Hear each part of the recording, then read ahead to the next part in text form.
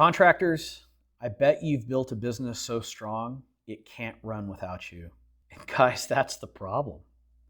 You're the hero, you're the hub, you're the heartbeat, and you're the bottleneck. Because every win runs through you, every problem waits for you, every dollar depends on you. The company worships your work ethic, but it can't scale your shadow. You've built what I call the indispensable prison. It pays better than a job, but it owns you just the same.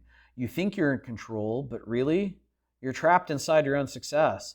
Because if you have to be there for it to work, you don't own a business, you are the business. And that's the ceiling. The shift from contractor in chief to CEO isn't about systems or staff, it's about identity. Guys, I'm Lane Boland, and this is Contractor College. In this episode, we're going to break the addiction to being indispensable and build the version of you your company actually needs. So let's get to work.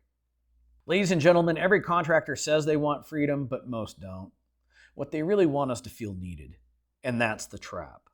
The business was built on your back, your drive, your standards, your decisions. For years, that was your edge. But eventually, the company stops rewarding hustle and starts requiring leadership.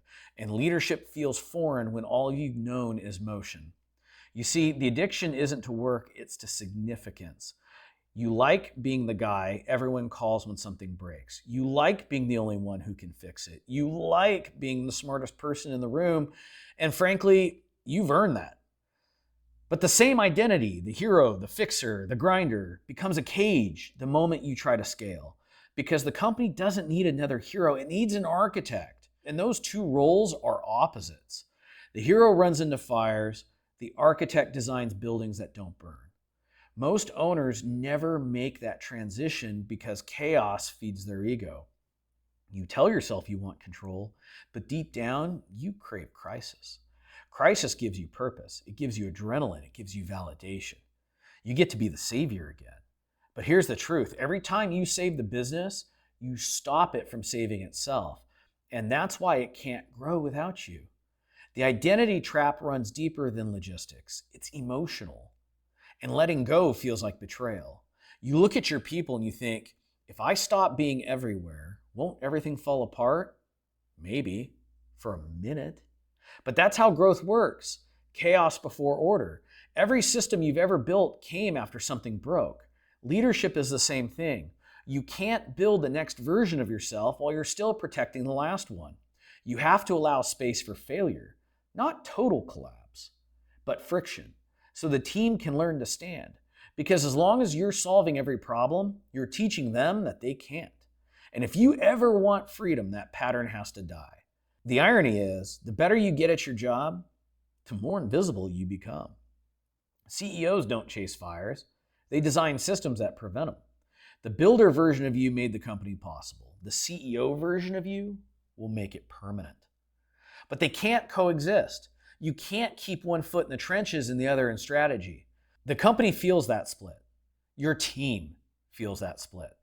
Half the time, you're empowering them. Half the time, you're overriding them. So they wait for you. And every time they wait, your dream of independence drifts further and further away. Here's the hard truth. If your team can't make decisions without you, it's not because they're weak, it's because you've trained them that way. Breaking that cycle starts with a question most owners never ask themselves. Who am I if I'm not the fixer? That's the real fear. Not losing money, not even losing control, but losing identity. The moment you redefine success as being replaced, the company starts to mature. The goal isn't to be needed, it's to be non-essential. Because the less the business depends on you, the more valuable it becomes. The moment you step back, systems step in. The moment you stop rescuing, leaders rise. And the moment you stop chasing chaos, you finally start commanding clarity. That's the pivot point. When you finally stop building walls around yourself and start building structures that outlast you. And in the next segment, we're going to talk about how to make that transition practical. The 4 specific mindset shifts that move you from operator to architect, from chaos to command. Because freedom isn't just the goal, it's a skill. And once you see the identity trap, you can't unsee it. But awareness doesn't create freedom, design does. You don't drift into becoming a CEO, you engineer it. The shift from contractor in chief to CEO happens through 4 separate evolutions. These are 4 internal rewires that rebuild the way you think, decide, and lead. So let's walk through them. Shift number 1 is from control to clarity. The operator needs to control everything. The leader needs everyone to understand everything. Control is hands-on. Clarity is hands-off. When you move from giving orders to defining outcomes, your company starts self-correcting. Instead of saying, do it this way, you start saying, here's what success looks like, show me how you'll hit it. The one change transforms dependency into ownership. You stop managing actions, you start managing alignment. Shift number 2 is from doing to designing. Builders are wired to solve problems by working harder. CEOs solve them by designing better systems. Every time you step into quote-unquote help, you steal a chance for the company to grow capacity. Designing will be slower at first, but it scales. Doing it faster, but it traps you forever. The question isn't, how do I fix this? The question is, how do I make sure this fixes itself next time? That's the architect's mindset.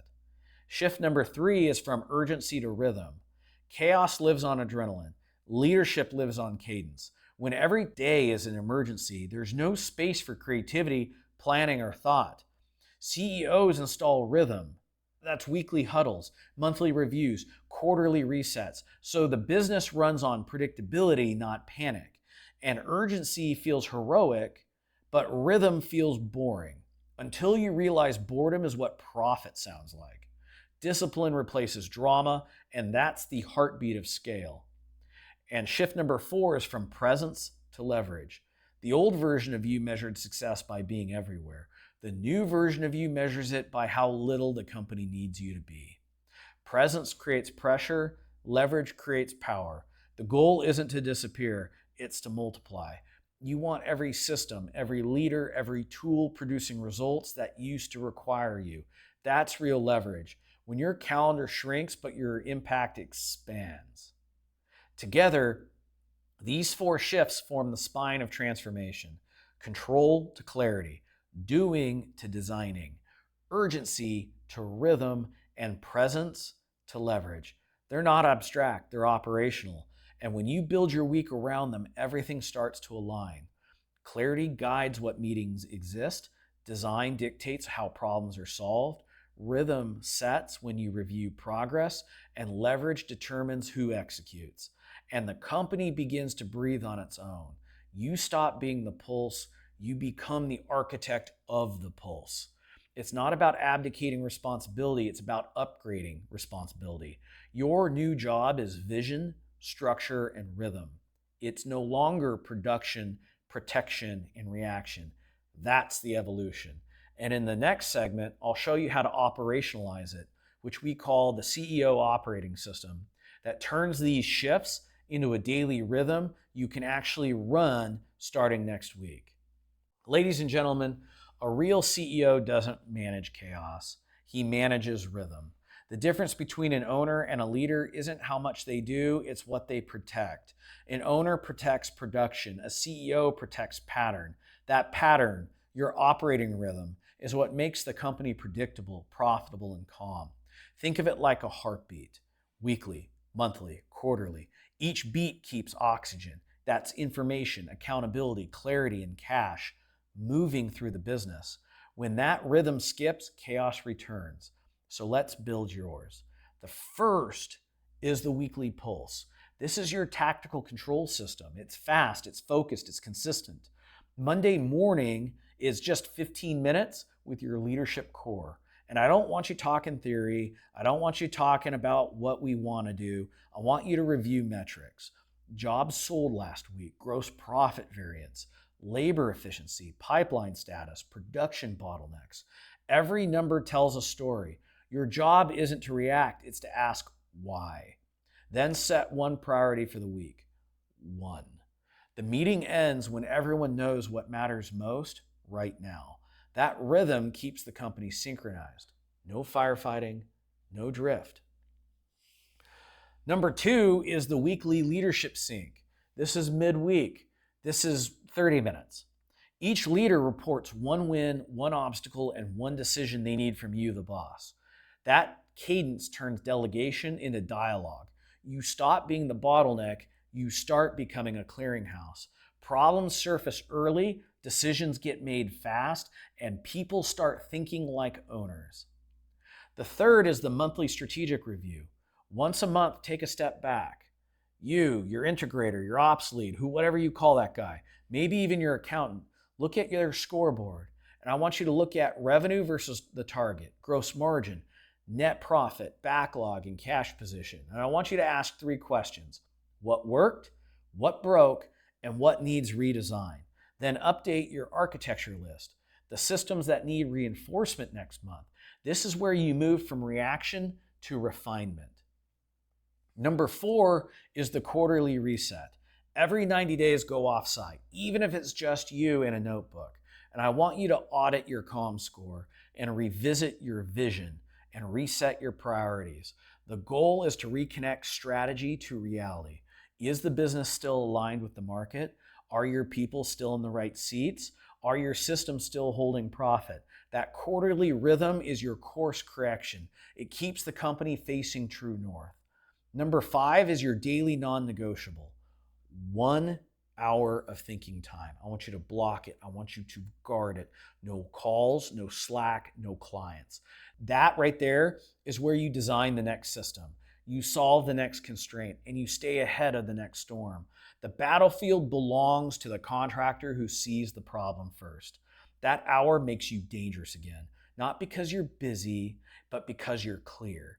And when you stack these 5 rhythms together, daily, weekly, monthly, quarterly, your company stops being reactive and starts being responsive. You'll know it's working when your calendar feels lighter, but your team feels heavier because they're finally carrying the load. This isn't about becoming corporate, it's about becoming consistent. And consistency is what scales. The contractor fights fires, the CEO builds fire breaks, and rhythm is the fire break. In the next segment, we're going to talk about the human side of all this, the emotional cost of evolution, because stepping into command means letting go of the parts of you that built this business. And that's harder than any system you'll ever design. Ladies and gentlemen, nobody talks about the emotional cost of becoming the CEO. Everyone tells you it's all about systems and people and process, but nobody tells you about the grief. Because you step out of the day-to-day. When you finally let go of the chaos, the calls, the adrenaline, something in you goes quiet. And that quiet feels wrong. And you've spent years equating noise with relevance. When the phone stops ringing, it doesn't feel like peace, it feels like absence. You start wondering, do they need me? Am I still valuable? What if I built myself out of a job? And I'm telling you, that's the first death every leader has to go through, the death of being the fixer. You built your identity around being the one who saves the day. Now your job is to build a team that doesn't need saving. And that's not easy. It's disorienting because all the feedback loops that used to make you feel strong, the long hours, the solved problems, the praise for being the guy, they all disappear. And what replaces them isn't applause, it's silence. That's where most owners relapse. They go right back into the business, start taking calls again, jumping into problems that weren't theirs to solve, just to feel something. They call it staying involved, but really, it's called staying addicted. You're addicted to being needed. Leadership maturity means trading significance for scale, because the moment you stop needing to be the hero, your people finally get to become one. It's not about losing relevance. It's about expanding impact. You go from swinging the hammer to designing the skyline, from fighting fires to preventing them, from being in control to creating control. And that transition doesn't feel good at first. It's lonely, it's slow, and it's quiet. But that quiet is where you rediscover leadership, not as motion, but as meaning. And the goal isn't to escape the business, it's to evolve with it. You don't step away from the work, you step above it. The satisfaction changes. You'll get less dopamine, but you'll get more depth. You'll have less praise, but you'll own more purpose. And eventually you'll look up and realize your company runs on rhythm, not reaction, and it's producing peace, profit, and opportunity for everyone inside it. That's the new feedback loop. You don't measure your value by how much you do, You measure it by how much you've built that can run without you. And when that moment lands, when you see a team that makes decisions, fix problems, and executes at a level you once thought only you could do, something clicks. You realize you didn't build yourself out of relevance, you built yourself into legacy. That's the payoff. The emotional cost is real, but the return is freedom. The freedom to lead, to think, to live again. And that's what this evolution is all about. And in the final segment, I'm going to give you a simple exercise to find out how close you are to that freedom and the call to action that'll show you exactly how to accelerate it. Ladies and gentlemen, the hardest part of leading isn't building systems, it's building yourself to lead them. Because every time your business levels up, so must you. And the person who built the last version can't command the next one. So here's a quick diagnostic to see where you are in that evolution. And I want you to grab a sheet of paper. And I want you to write these 4 phrases down on the left side. Control to clarity. Doing and draw an arrow to designing. Urgency and an arrow rhythm. And presence to leverage. Now on a scale of 1 to 10, rate yourself on each shift. Just be honest. How clear is your team without you explaining everything? How often do you design solutions instead of just jumping in? How predictable is your company's rhythm week to week? And how much of your success depends on your physical presence? Answer those questions as a number from 1 to 10. Add them up and divide by 4. That right there is your leadership score. Most contractors running below 3 million that are being honest with themselves sit somewhere between a 4 or a 5. They are still the engine. Once you hit a 7, you're now running systems. The business is breathing on its own. And once you're at a 9, you've crossed over. You're not the operator anymore. You're the architect.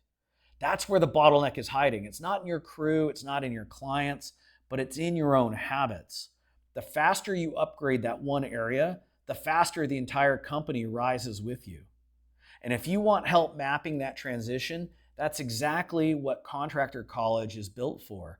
Inside, I'll show you how to engineer your role so the company runs on rhythm, not reaction, using the same frameworks that have helped my clients grow net profit over 600% while reclaiming nearly 6 hours a week of their own time, and it is free. You'll see the step-by-step process to replace control with clarity and chaos with command. So go to contractorcollege.com because the next stage of growth doesn't require more effort. It requires a new identity.